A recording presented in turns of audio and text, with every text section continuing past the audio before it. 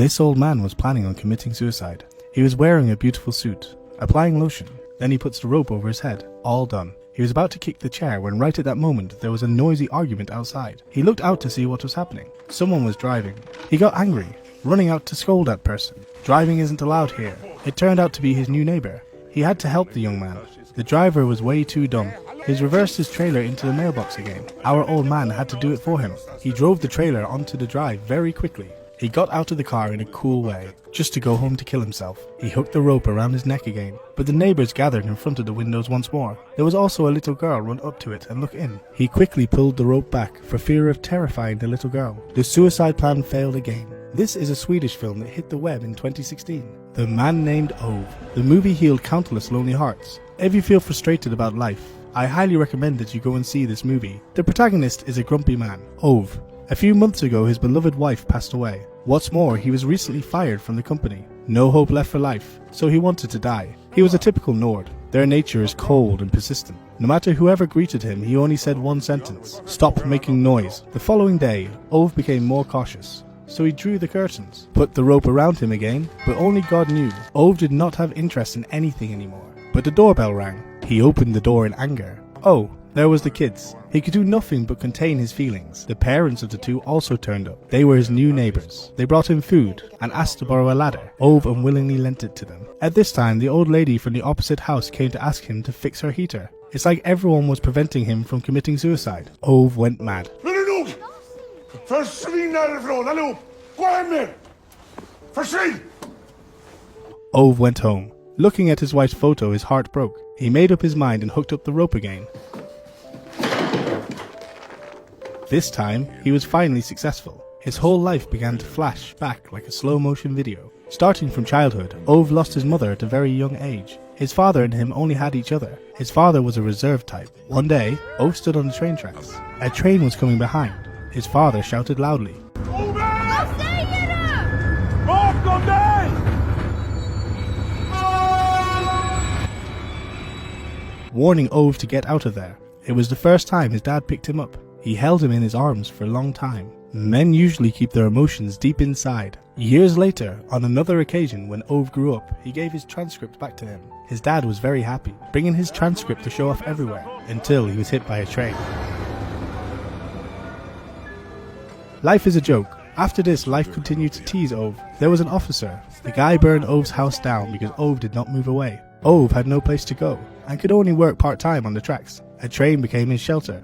Unexpectedly, when life was in the abyss, he met the most beautiful thing in the world. A woman. She wore red high heels and red lipstick, crystal blue eyes. Her small, nice front teeth were easy to see. She had the smile of an angel. She bought his tickets for him. When he got off, she passes his bag to him while staring at him. Ove was born as dumb as a log, but he already knew he loved her. From then on, every day he started to sit on the train at that same time, in a row, for 3 continuous weeks. Finally, he met her again. Their very first date, Ove did not even know how to be funny. He either kept silent or talked about cars. The girl asked Ove, "Why don't you order food?" "I ate at home," said Ove. It turned out he was too poor to pay for his meal. He told her the whole truth. His house was burned down, he had nothing. Next, he thought about leaving.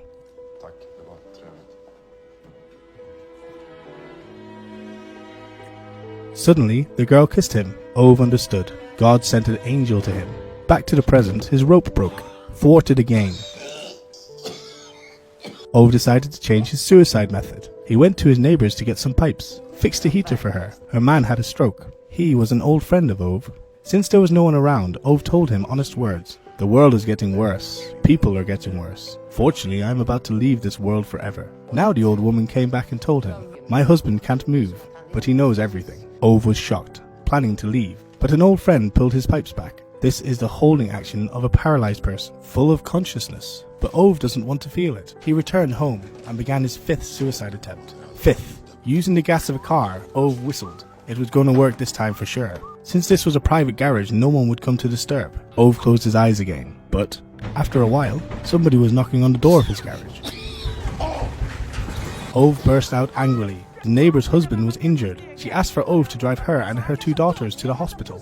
How could Ove say no? Once again, suicide failed. On arrival at the hospital, she visited her husband by herself. She asked Ove to take care of the 2 kids. Ove could do nothing but accept. When the girls were bored, Ove told stories to the 2 girls. poking them to make them laugh.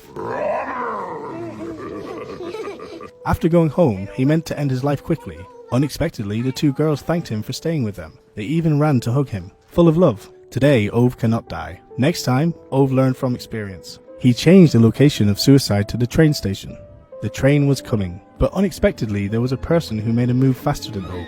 Ove was shocked again. Turning his head back, the surrounding people showed no care. Someone even took out his phone to film. He couldn't accept it. He went over there to save the man. The train was getting closer and closer. Ove stepped in the middle of the rails. It was time. But then, suddenly, he saw himself as a child. He suddenly remembered his father. Dad often told him to stay away from the train, but his father died by that means. In the end, at that moment, Ove raised his hand. The suicide plan failed again. That day, going back home, he saw a woman with a dog throw a stone at a cat. He scolded the woman. "Hurt it again and I will teach your dog a lesson." The dog started barking, also intimidated. The woman was chased away. Ove also intimidated the cat. But when he got to the house, he couldn't help it. He prepared some food, intending to take it to the cat, but he couldn't find it anywhere. Over the next few days, the cat ran to hide at his door again. Ove and the neighbor brought him into the house, because the neighbor's daughter was allergic to cats, so only Ove could adopt it. As a result, not only could he not die yet, but there was also a cat. He went to his wife's grave. He said that. Ja, hon såg ut så här från början, så du ska inte tro att det är jag som har gjort. But in fact, every day he held the cat back and forth, cooked him good food. One day he saw his neighbor struggling to learn to drive, so he offered to teach her instead. On the street, someone honked at her like crazy, making her cry. Ove jumped out of the car and gave the driver a lecture. Later she had to go out, so she asked Ove to take care of the two girls. Ove went back and forth indoors. Hearing the little girls say their dad couldn't install the dishwasher, he did it for the family without saying a word.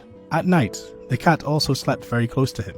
There were more of these binding relationships. Ove seemed to have more hope, until one day, the neighbor advised him, "You can't just live like this." Ove was not angry yet. Encountering the man in a white shirt always provoked him. This guy was an official. Officials always take advantage of public interest for their own interests, treating everyone badly. He said that Ove was more cruel. "You were a troublesome bastard before. When your wife died, you immediately became a madman." Everyone saw only one side of Ove's pain. Ove collapsed. He stormed back in his house, locked himself in there. He wanted to commit suicide again. The 7th try, Ove decided to use a shotgun. He took out the gun. The cat was looking at him. All he could do was turn up the radio, not to frighten the cat. He also covered his room with a transparent film, so the cat can't come in and get blood on him. He pointed the gun at his chin, then aimed again at the head. Ove became angry.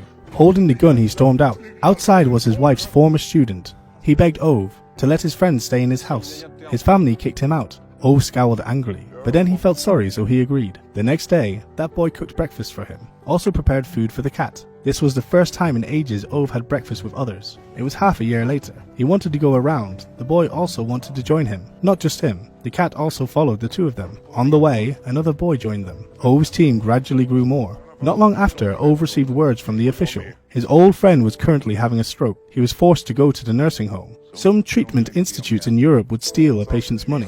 Ove went mad. Though there was a huge conflict between them, he could not let his friend be bullied. He decided to help. He started calling everywhere, wrote letters of all kinds, but nothing worked. Ove felt powerless. He almost gave up. At this point, the neighbor told him, "Why don't you seek help? No one can handle it all alone. It is like, you can't bear the pain of my wife's passing alone." Listening to this, Ove bowed. For the first time, he recounted painful memories in his heart. There was a year, to celebrate his wife's pregnancy, they decided to have a trip together. Very fun though it was, on the way home they had an accident. He saved his wife, but not the baby. His wife was paralyzed from the waist down, but his wife was very resilient. She began to try to study, hoping to become a teacher. At that time, schools did not accept people with disabilities. Ove went mad. He denounced them everywhere, always fighting for injustice until he could settle things on his own. His wife successfully became a teacher. She had to take a class of bad students, but his wife was a really good teacher. She brought up a lot of teenagers with many different issues, making them good people. She was an angel with paralyzed legs, who incredibly transferred a power to heal many people. After that, she became sick and died. Ove became a loner. Now he lived in his memories of her. He decided to be like a young man, constantly trying. The following day, staff of the nursing home arrived. As they thought everything was in their control, there was a female reporter coming out of the house. Ove asked her to do so. She said to the others, "I have evidence of your embezzlement." The man in the white shirt finally got scared. This time, Ove won. Not by himself, but with the help from friends. He built up relationships with people around him. He no longer wanted to kill himself. Not long after, the neighbor's fourth child was born. Ove held the child like a gentle grandfather. His pity was that he had no children, but now every child could be his grandbaby. This was the great love of Ove. One day, the neighbor found out. Ove didn't go to the front of the house to clear the snow. They quickly ran to his house. Indeed, they found him peacefully in his bed. Finally, Ove achieved his will and left this life, but in a very natural way. He used to be a lonely, monstrous old man. But the day of the funeral, the church was filled with people who came to accompany him in the last hour, in the later part of Ove's life. He did not live for himself, but for others. But those attachments gave him joy. Thanks to them also, he found new meaningful connections in life, a reason for living.